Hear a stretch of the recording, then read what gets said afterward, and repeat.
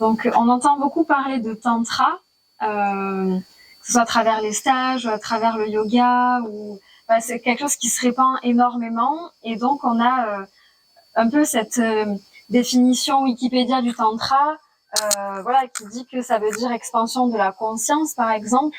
Moi, ma question, c'était, toi, quelle est ta définition du tantra et quelle est ta vision du tantra? Pour toi, qu'est-ce que c'est que le tantra? Ok, alors déjà pour moi le tantra c'est une voie d'éveil. Voilà, c'est une voie d'éveil. L'origine serait qu'un disciple de Bouddha aurait créé son propre courant. C'est-à-dire qu'il y a un moment donné, il y a plusieurs disciples de Bouddha qui se sont éloignés et il y en a un qui a créé le yoga, l'autre le zen et puis le tantra. Voilà. Donc chacun avec sa philosophie a créé un courant de pensée, un courant philosophique. Donc ça c'est la première chose. Moi j'ai découvert en fait avec Osho, les livres de Osho en 2015, voilà, 2005, pardon, 2005. Et j'ai vraiment, ça m'a beaucoup parlé. Voilà, ça m'a beaucoup parlé. J'avais dans mon cœur en fait, ça résonnait. D'accord. Voilà, ça résonnait. Mais j'avais jamais entendu parler du tantra. Je sais pas comment j'ai fait pour lire autant de Osho et de passer à côté en fait du tantra. Oui, pourtant c'est quelque chose qui est très présent dans ce qu'il apporte. Mais oui. Mais c'est ça qui est incroyable. Mais j'étais vraiment pas prête à le vivre en fait. Tu vois, quand tu veux pas voir un truc. Donc en fait, j'ai lu Osho et j'ai adoré. Et quasiment 10 ans après, même plus de 10 ans après, on va dire 12 ans après, je découvre ce que c'est que le tantra. Et là, c'est le tantra, c'est-à-dire des stages, c'est ce qu'on appelle le néo-tantra. Donc c'est des stages de développement personnel qui se font un peu partout dans le monde en fait.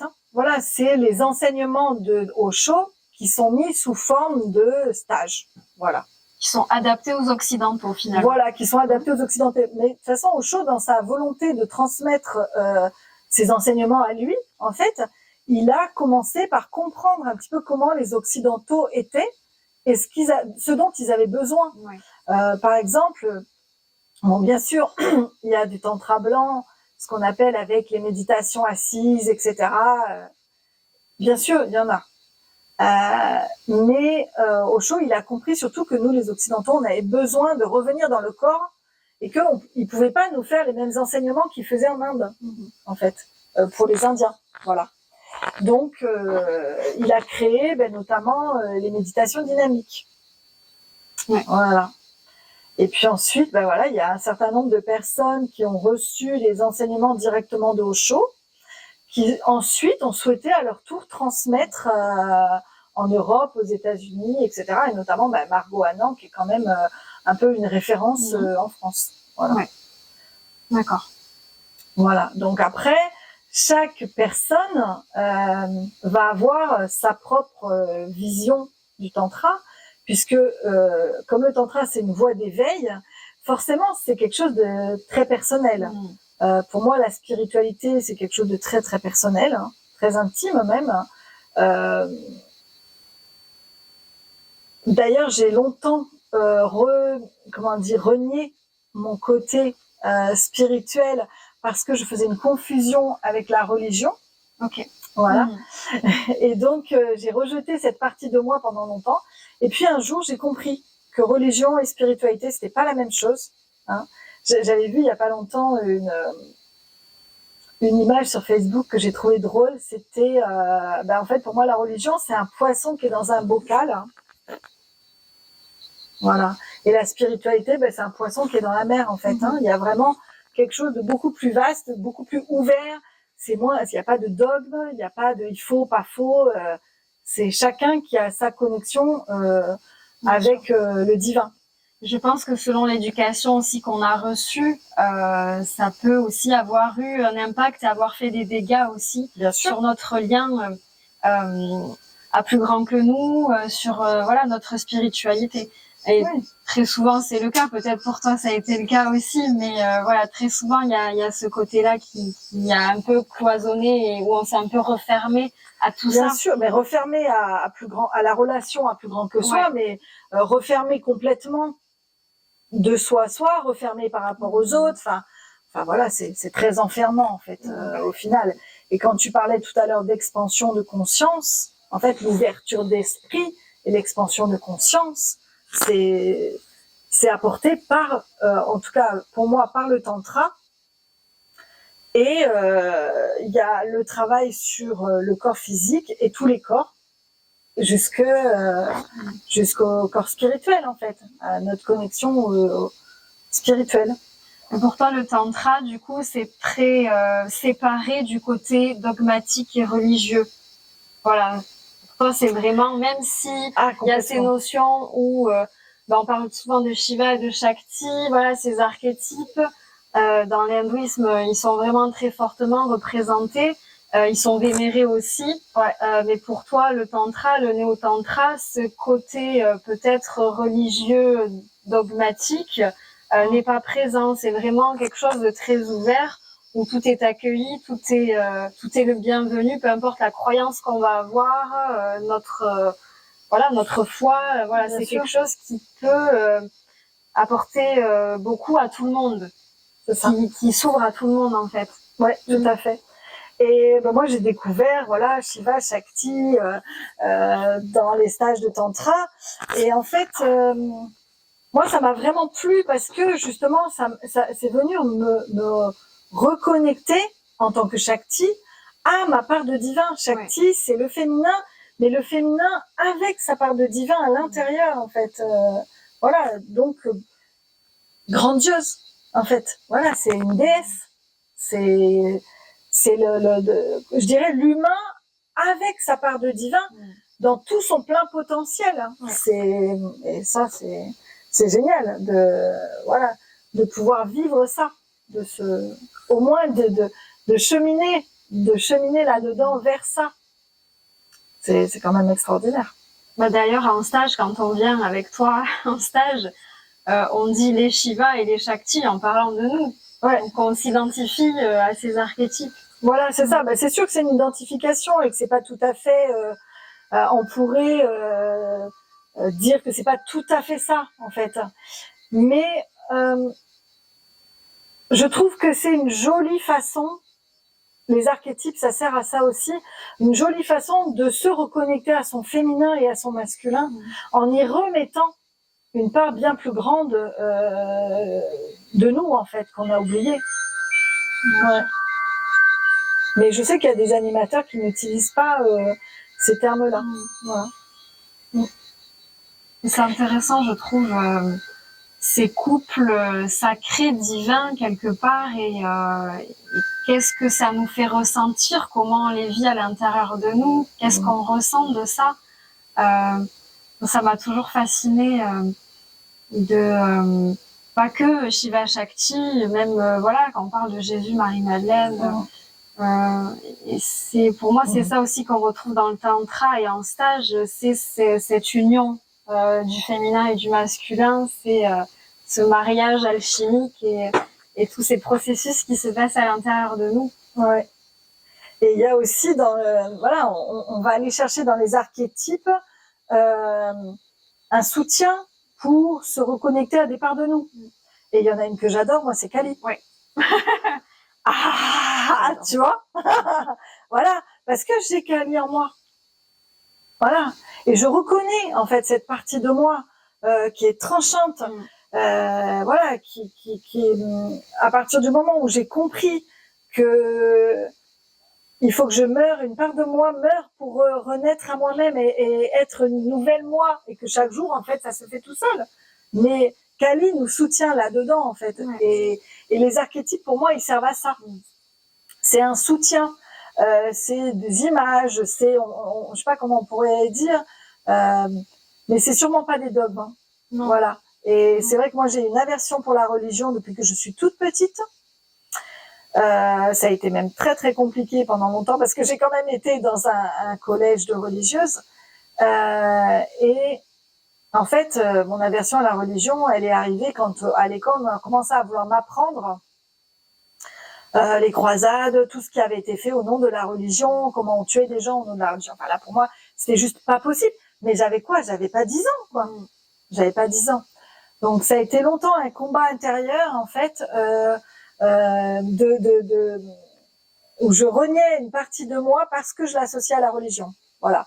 Et le jour où j'ai commencé à lâcher ça et à comprendre la différence entre religion et spiritualité, voilà. Aujourd'hui, je m'autorise vraiment à vivre cette partie de moi et à, comment dire, à inviter chacun à faire ce qui est juste pour lui. Et on n'a pas besoin forcément de penser la même chose. En fait, pour moi, la spiritualité, c'est vraiment très, très intime et très personnel. Oui, tout à fait. Ouais. Il y a aussi une différence, je pense, entre croyance et foi. Et oui. Moi, ça a été ça aussi qui a été révélateur. C'est j'ai la foi, je l'ai toujours eue, mais je n'arrivais pas à adhérer à un dogme, à une croyance. Et pourtant, c'est pareil. J'ai une éducation très catholique, voilà, vraiment à l'extrême où les communions, la messe. Moi, mes deux grands-mères, j'allais à la messe tous les dimanches, quoi. J'étais obligée en plus. Et c'est vrai que ça a refermé quelque chose en moi. Voilà, ça m'a un peu dégoûtée. Alors que j'étais profondément connectée à Jésus, par exemple, voilà. Mais parce que j'avais la foi, il y avait quelque chose d'autre. C'était pas dogmatisé. Je veux dire, la messe, ça me parlait pas du tout. Et pourtant, j'étais connectée à Jésus. Donc, c'est vraiment, comme tu dis, c'est très intime, je pense. Et je trouve que ce qui est vraiment beau dans les stages de tantra aussi, c'est que ça nous reconnecte à nous-mêmes, à notre foi intérieure, à ce qui résonne en nous. Il y a des ouvertures qui se créent, en fait. Peu importe de qui on parle, que ça soit de Shiva, de Shakti, de Kali, ou il y a vraiment quelque chose de très ouais, pour moi c'est l'expansion totale, en fait. Ça fait péter toutes les barrières, toutes les croyances qu'on s'est. Oui, mais parce que les croyances, c'est dans la tête. Faut comprendre. Ouais. Pour moi, les croyances, c'est dans la tête. La foi, c'est dans le cœur. Tu vois, ça se place pas au même espace. Et en fait, on peut avoir des difficultés avec la religion et avoir un cœur grand ouvert, en fait. Ça n'empêche pas. Je dirais même au contraire. Je dirais même au contraire. Et c'est bien ça, moi, qui m'avait mis en difficulté avec la religion, c'est qu'au final, dans ce que j'en avais vécu, il y avait beaucoup de manipulation d'homme sur l'homme. Il y avait beaucoup de culpabilité. Il y avait, voilà. Et tout ça, en fait, comment ces sujets-là peuvent amener à l'amour, en fait? Non, ça ne peut pas amener à l'amour. Hein, ça ne peut pas amener à l'amour. Et donc, c'est sans doute une mauvaise utilisation de la religion par les hommes. J'en conviens. Mais il se trouve que dans l'environnement, c'est ça qui était là. Donc forcément, voilà, j'ai rejeté. Puis il y a cette notion-là aussi dans les religions de rejet de la sexualité. On n'en parle pas, c'est tabou. Voilà, c'est oh mon Dieu. Il y a ça aussi, moi, qui me noue intérieurement, profondément. Ouais. Mais je pense que ça, c'est une mauvaise utilisation comment dire, même des écritures, sans doute. Tu vois? Et une manipulation, en fait, sans doute, je vais être peut-être dure là, mais je vais dire des hommes sur les femmes pour contrôler, en fait, la sexualité féminine, pour contrôler les naissances, et pour contrôler, tout simplement. Ouais. Donc, voilà, après, on repart avec l'envie de chacun reprendre son pouvoir. Ouais. Voilà, de sortir du contrôle, des conditionnements. Et de reprendre en même temps ses responsabilités en prenant, voilà, en reprenant son pouvoir, on reprend ses responsabilités et voilà, on ouvre, voilà, on ouvre.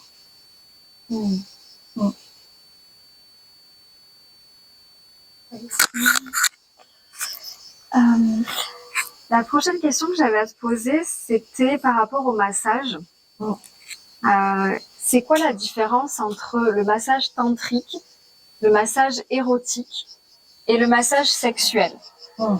Très souvent, il y a des confusions qui se font et tu le sais très bien, nous en tant que masseuse tantrique, voilà, on peut vraiment parfois recevoir des questions assez étranges où on va me demander voilà qu'est-ce qu'on pratique vraiment ou voilà des choses qui font pas partie de notre protocole et de ce qu'on fait parce qu'il y a une confusion entre ce que c'est un massage tantrique, érotique et sexuel. Est-ce que tu peux un petit peu nous éclairer là-dessus et me dire ta vision oui, bien des sûr. choses? Bien sûr. Alors, la problématique, elle vient du fait que on va masser les parties intimes. Voilà. C'est-à-dire que on va masser les parties intimes parce qu'on masse le corps dans son intégralité. On masse le corps dans son intégralité pour redonner une unité au corps, mais bon, ça peut-être on en reparlera à un autre moment. Et le fait qu'on masse les parties intimes et que tous les tabous qu'il y a autour du corps aujourd'hui et des parties intimes, en fait, ça vient amener les personnes dans l'espace de ce où ils ont mis en fait les parties intimes, c'est-à-dire la sexualité. Ouais, c'est ça. Voilà. Et en fait, toucher les parties intimes, c'est la sexualité. Voilà. Tout de suite, c'est rattaché directement. Alors qu'en fait, les parties intimes, c'est des parties du corps comme les autres. Quand un bébé arrive, toutes les cellules de son corps ont la même valeur et elles sont toutes sacrées. Il n'y a pas des parties et des cellules qui sont plus sacrées que d'autres cellules, d'accord? Et après, c'est tout ce que l'humain va mettre dessus de conditionnement, comment dire, d'injonction, voilà. Et on voit bien aujourd'hui le corps humain et particulièrement le corps féminin est objetisé, d'accord? Donc il est utilisé à tort et à travers pour faire des pubs de voitures. Je veux dire, c'est aberrant. Et d'un autre côté, c'est tabou, on n'en parle pas, etc., etc. Donc en fait, le corps est objetisé et en même temps hyper sexualisé ou complètement dénigré. Voilà, on le cache, on n'en parle pas. Voilà.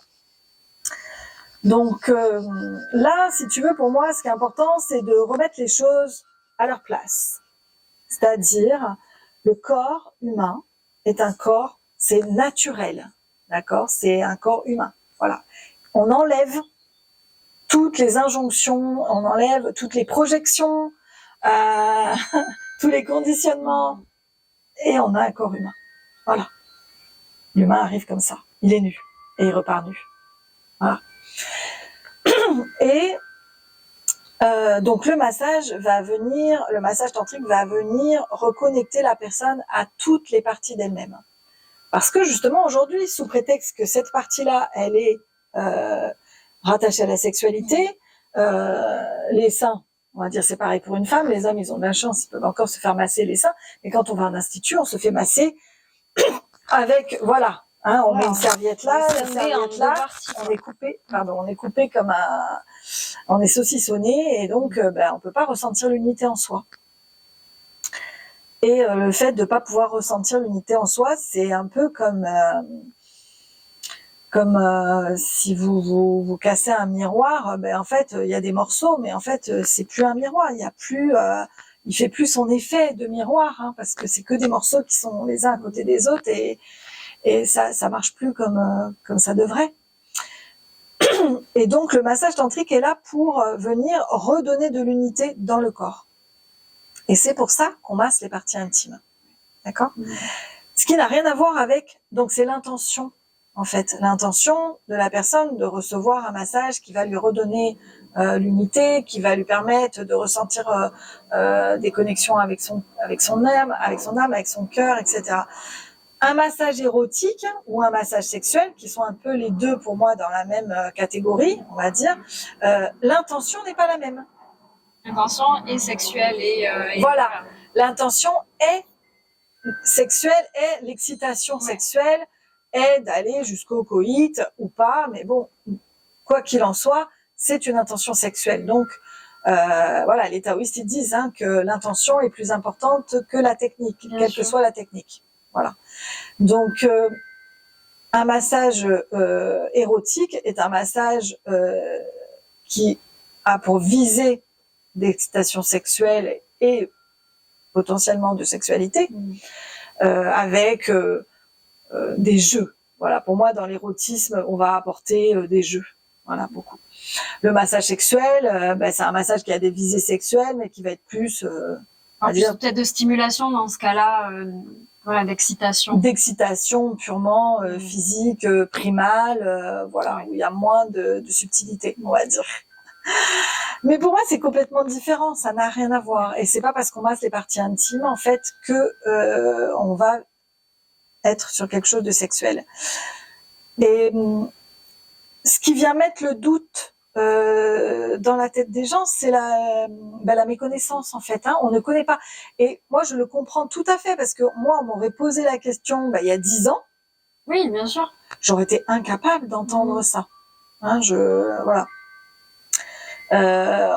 On ne réagit que par rapport à notre univers et ce qu'on a comme connaissance, forcément. Donc quand on ne sait pas que ça c'est possible, que ça existe, que ça apporte autant de bienfaits, tout ce que ça peut générer, forcément on le met dans le cadre qu'on connaît, qui est le cadre sexuel. Je pense que ça dépend aussi où on en est, ce qu'on est prêt à entendre. Parce que parfois on peut expliquer ce qu'on fait et l'expliquer bien, comme tu viens de le faire, avec la différence entre massage tantrique, sexuel ou érotique, en disant je suis masseuse tantrique, je masse toutes les parties du corps, l'intention n'est pas sexuelle, c'est vraiment du massage, il n'y a pas de stimulation, mais quand même tu sens que parfois en face les personnes ne sont pas prêtes, il y a encore beaucoup de blocages, il y a encore beaucoup de résistance, et rien que le fait de dire que tu touches des parties intimes des gens, c'est déjà trop parfois, tu sais. Oui, bien sûr. Bien sûr, c'est les conditionnements. Ouais. Voilà, c'est les conditionnements et c'est justement ce que le tantra permet, c'est une ouverture d'esprit, voilà, pour aller. Je pense que l'idée, c'est quand même d'être mieux dans sa peau. Voilà, d'être plus heureux, d'être plus connecté à sa joie intérieure, à son enfant intérieur, et l'énergie sexuelle, c'est notre énergie de vie. Voilà, et ça fait partie de notre énergie de vie. Alors bon, en médecine chinoise, ils vont définir différentes formes d'énergie. Même moi, je me dis, il y a quand même, si tu veux, l'énergie de nos parties intimes, c'est-à-dire l'énergie qui est produite par nos organes sexuels, les ovules, les spermatozoïdes, etc., qui sont un peu comme des bourgeons où tout est dedans, en fait, la graine dans laquelle tout est, et l'énergie pure. Donc il y a cette énergie-là, et puis ensuite nous sommes faits que d'énergie, des cellules, donc ça c'est encore une autre énergie. Moi je le ressens déjà en moi comme ça. Maintenant je sais que dans la médecine chinoise par exemple, on va expliquer ça encore différemment. Voilà. Mais toujours est-il que l'énergie sexuelle est très très importante. Comment tu la ressens toi, chez toi, ton énergie sexuelle? Qu'est-ce que c'est pour toi que ton énergie sexuelle? Ça t'amène à quoi, cette énergie-là? Eh ben, en fait, ça t'apporte quoi? L'énergie sexuelle, pour moi, c'est l'énergie de vie. On appelle ça la libido, mais en fait, ça peut être réparti dans plein de parts de notre vie. Moi, je crois que la première fois que j'ai vraiment ressenti ça, c'était du feu à l'intérieur de moi. Du feu à l'intérieur de moi, et d'un seul coup, une énergie, comme si d'un seul coup, j'avais perdu 20 ans, j'avais 30 ans au lieu d'en avoir 50, et youpla boum, tout était possible dans ma vie. Tu vois, c'est quelque chose qui me propulse, qui était extrêmement puissant, en fait. Voilà. C'est pas juste l'énergie qui est produite au moment d'une excitation sexuelle.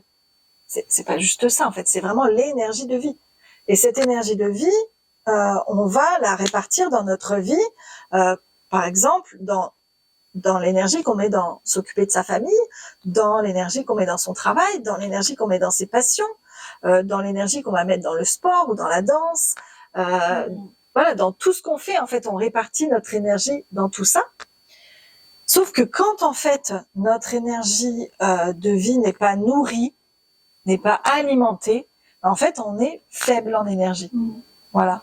Et cette énergie, elle pour la nourrir, hein, eh ben, on la nourrit en activant son énergie sexuelle. C'est comme si, quand c'est pas nourri, c'est un feu qui s'éteint quelque part. C'est ça. Et alors heureusement, il s'éteint jamais, faut le savoir. Complètement, mais il y a que quand on meurt, voilà, c'est ça, il y a que quand on meurt qu'il s'éteint vraiment ce feu. Mais par contre, en effet, on peut avoir un feu qui est tout petit avec juste des braises. Bon, la bonne nouvelle, c'est que on a juste à souffler sur les braises et ça repart. Voilà, et ça peut repartir sur un mot, sur un regard, sur quelque chose comme ça, et c'est tout ça qu'on fait en tantra qui va venir réveiller aussi ces parties de nous. Voilà. C'est vraiment ce que j'ai ressenti en venant au stage de tantra, tu sais, c'est alors ce feu, bon, je le sentais déjà très fort en moi, mais c'est comme si ça décuplait ma joie, ma créativité, mon envie de mener des projets à bien, et comme tu dis, c'est le tout est possible. Et étant très connectée à la danse aussi, je sens qu'en stage, je suis encore plus connectée à ça. C'est explosif presque. Bah oui. C'est il y a tout qui est décuplé, je trouve.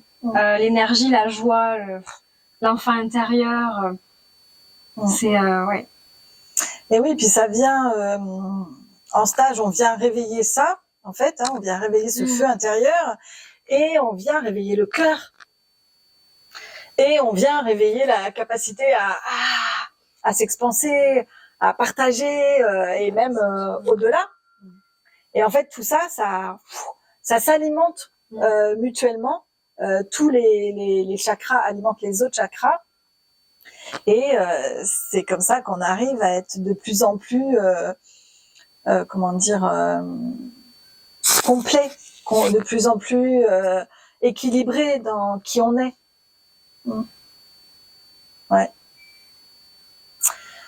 Donc voilà, pour moi, un massage tantrique, ça n'a rien à voir avec un massage érotique et un massage sexuel. Absolument. Ça, c'est évident, mais voilà. c'est vrai que c'est bien d'en parler, je trouve, et d'éduquer autour de ça aussi.